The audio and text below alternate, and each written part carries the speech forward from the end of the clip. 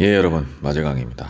무안국제공항에서 발생한 제주항공 여객기 참사로 179명의 우리 국민이 우리 곁을 떠났습니다. 많은 충격과 슬픔을 안겨주었는데요. 우리 곁을 떠난 179명의 희생자들을 추모하면서 이 영상을 찍습니다. 사실 저도 무안에 저희 가족 중에 제일 큰 어른이 계시고 무안은 저에게도 남다른 곳이기 때문에 이번 참사가 더더욱 충격으로 다가왔습니다. 아직은 국가 애도 기간이고 지금 이 시간에도 참사 현장에는 수많은 유족들과 자원봉사자들이 비통함과 비참함 속에서 추위와 맞서 투쟁을 하고 있는 상황이기 때문에 제가 이 영상을 찍는 것이 맞나 굉장히 고민을 많이 했습니다. 그렇지만 정치권에 있는 사람으로서 다시는 우리 사회에 이런 비극이 벌어지지 말아야 하고, 우리가 희생자들의 영정 앞에 수많은 정치적인 갑론, 을박, 정치적인 공방, 그리고 언론까지 가세해서 상대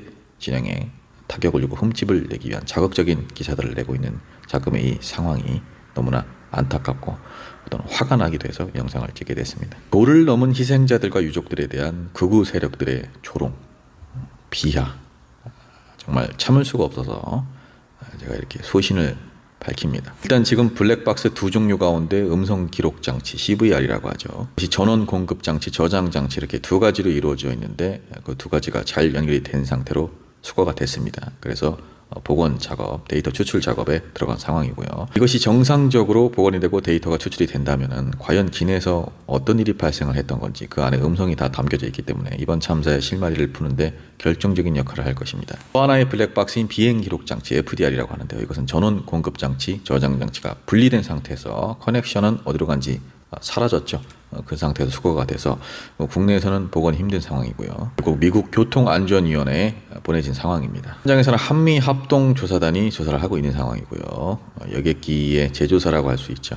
보잉사에서도 직원들이 나와서 같이 조사를 하고 있는 상황입니다. 사실 지금까지 나오고 있는 이 관측들이 기여 원인이 있고 주 원인이 있지 않겠습니까? 여러 가지 가설들이 제기되고 있습니다. 그런데 말씀드렸듯이 일단 두 종류의 블랙박스가 제대로 데이터가 추출이 되어야만 이 참사의 실타래가 풀릴 것인데요. 그럼에도 지금까지 나온 정황들만 보더라도 문제가 수두룩합니다. 저는 정치적인 이해관계를 떠나서 제 소신을 밝혀보겠습니다. 사고 여객기의 착륙 과정이 속속 드러나고 있죠. 일단은 맨 처음 착륙을 포기하고 다시 고도를 높이는 과정에서 일반적인 경로가 아닌 다른 경로를 택해서 급선회를 합니다. 맨 처음 오전 8시 59분 관제탑에 조류 충돌을 알리고 난 이후 착륙을 포기하고 고도를 높이면서 복행을 했죠. 그런데 일반적으로 무안국제공항에서 복행을 하는 과정은 오른쪽에는 광주광역시가 있고 다른 여객길도 많이 지나가다니기 때문에 일단은 직진으로 1.5km 정도 고도를 높인 후에 대기를 했다가 바다 방향인 왼쪽으로 돌아서 착륙을 하는 게 정상적인 절차라고 합니다. 그런데 직진 방향으로 복행을 하지 않고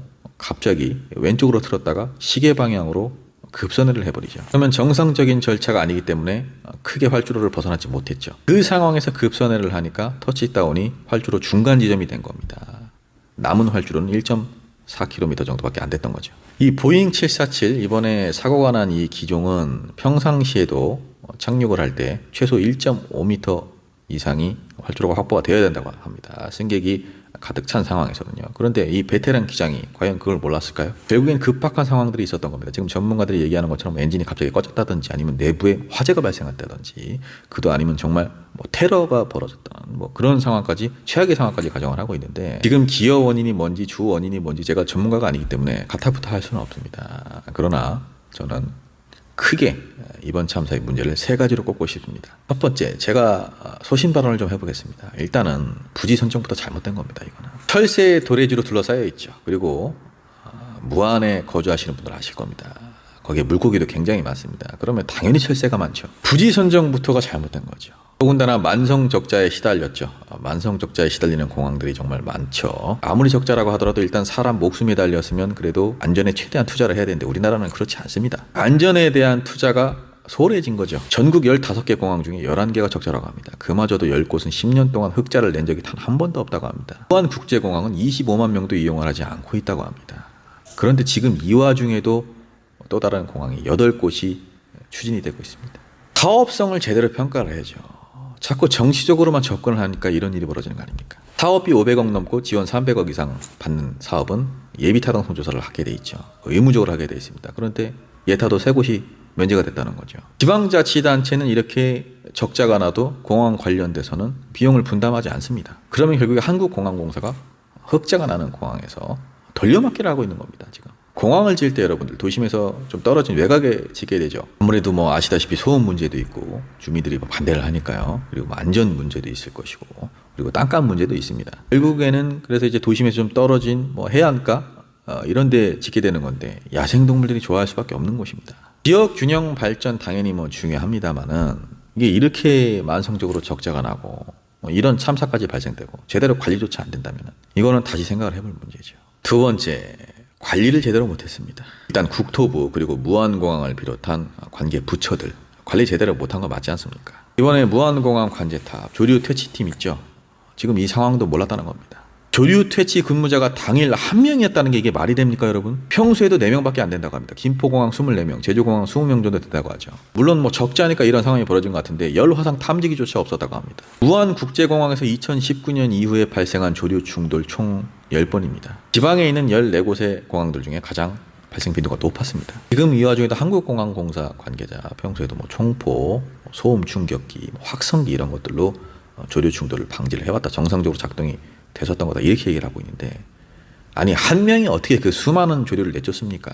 2년 전에 환경영향평가에서도 이미 그 위험성이 경고가 됐다고 하죠. 현장에 보면 기러기, 오리 이런 것들이 한두 마리가 아닙니다. 보통 여러분들 철새가 한두 마리씩 다닙니까? 수십 마리에서 수백 마리씩 떼지어서 다니죠. 철새의 도래지가 4곳 이상 발견이 됩니다. 더욱이 발견된 조류들 중에는 대형 조류들도 있었다고 하고 이미 조류 충돌을 피할 수 있는 방법을 강구해야 한다라고 경고를 했습니다. 그런데 제대로 관리를 못한 거라면 정부와 관계 부처 잘못이죠, 당연히. 그리고 지금 가장 많이 문제가 제기되고 있는 것이 콘크리트 구조물입니다. 활주로 끝을 지나면 60m 길이 착륙대가 나옵니다. 착륙대 끝부터 종단 안전구역이 시작이 되는 것이고요. 의무거리가 90m 이상, 권고거리는 240m 이상입니다. 그러면 무안국제공항은 어땠을까요? 199m라고 하죠.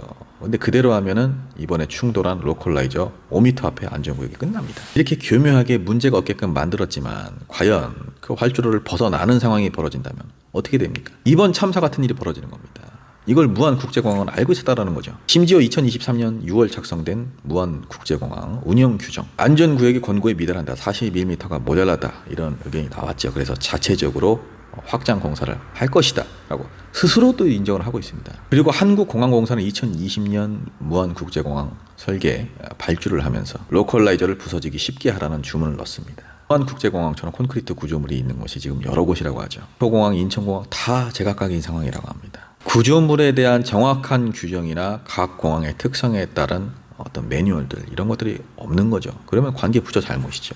정부의 잘못인 거고. 콘크리트 무안국제공항뿐만 아니라 청주, 여수 등 5곳에도 존재한다고 합니다. 이 참사가 다른 곳에서도 발생할 수 있었다는 것을 의미하죠. 지금 이거를 국토부에서는 정말 비루하게 LA 공항 그리고 스페인 테네리트 공항에도 이런 구조물이 있다라고 변명을 하고 있습니다. 과연 그렇습니까? 그 공항들에 있는 것이 무안국제공항의 기체를 막았던 것처럼 그렇게 단단한 콘크리트입니까? 이제 와서 안전환경 현황 파악에 나섰다는 거. 국토부 이거 문제 있는 겁니다. 마지막으로 세 번째, 제주항공도 저는 문제가 있다고 봅니다.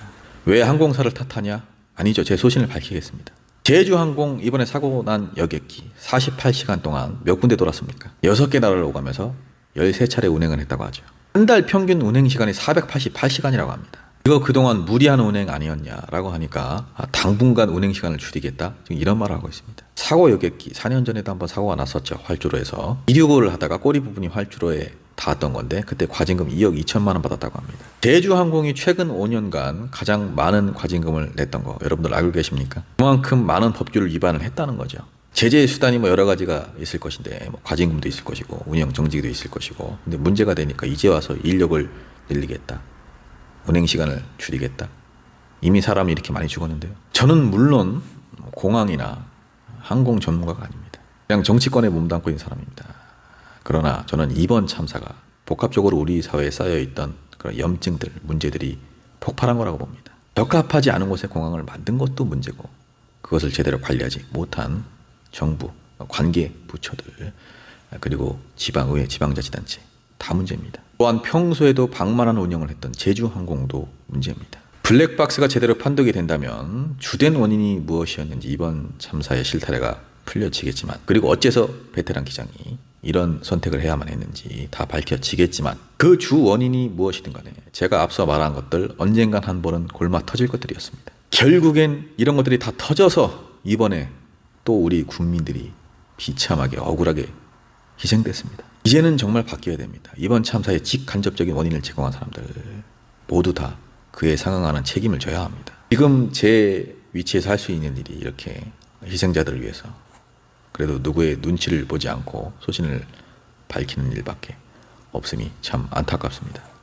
다시 한번 희생자들을 추모하면서 영상을 마칩니다.